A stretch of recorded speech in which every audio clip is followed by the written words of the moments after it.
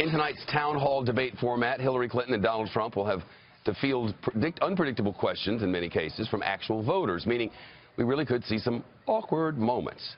The polling organization Gallup screened and selected participants from the St. Louis area. We're told they chose from a sample of undecided voters at random.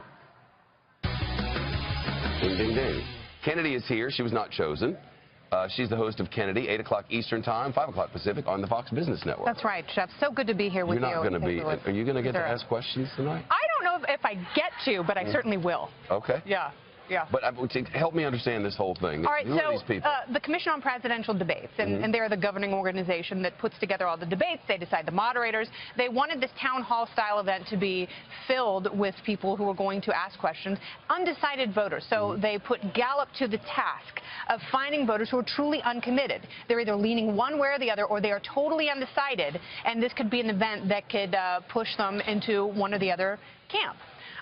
And so what they're going to do is they are going to pose questions to the two candidates based on their needs and experience, and they will also be sort of intertwined with questions from Martha and Anderson, the two moderators. So Anderson Cooper and Martha Raddatz will have these questions in advance. They had to get them by this morning? They have, yes, but they also have 30 participants on stage and 1,000 people in the audience who will be watching, and you will have voters directly question the candidate. But my point is Martha and Anderson are going to know what those questions are going to be. Oh, they know. Yeah, they know. They control the fate of the political world here in these United States. Right. So they're the ones who will decide a flow, what order things go in. Yeah.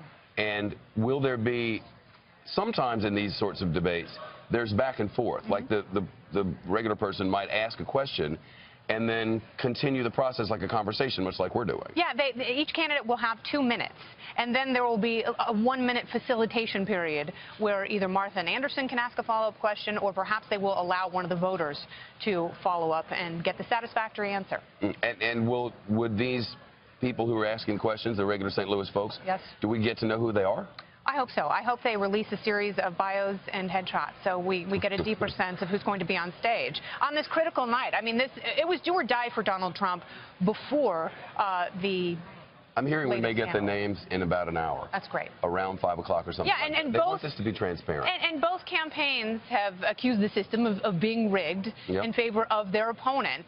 And when that happens, when both camps are complaining, I think that you have a better chance of things being even. But you always want to make sure that no one is there tinkering with the important ingredients in the casserole. I love this place, so I hope they don't burn the house down tonight. It just sort of feels like we're waiting for an explosion of some sort. It really does. And more so, you know, we didn't know quite what to expect during the first debate in Hofstra. No clue. And there was a great deal of anticipation. But here, there is such a new dynamic injected into this debate.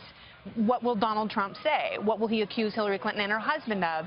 And there are so many tawdry variables that it will be an even greater experience, possibly. You have a couple of daughters, Lois and Pele. Yes. Lotus and Pele. You can call her Lois. It's cute. No, I like Lotus better. You gonna let them watch stuff like this? Yes, actually, my 6th grader is in a social studies class in middle school, and on back to school night I asked her teacher, should these students be watching the debates, and she said yes, absolutely. So the younger one can't stay up quite that late. She tries, and tomorrow they have the day off from school. But they do watch. They have a lot of questions, and they're forming their own opinions about the candidates, and I think that's a good thing. Tonight, however, if it gets too blue, then, the Hubs knows to redirect. Maybe do a board game. A board game sounds good. Sure.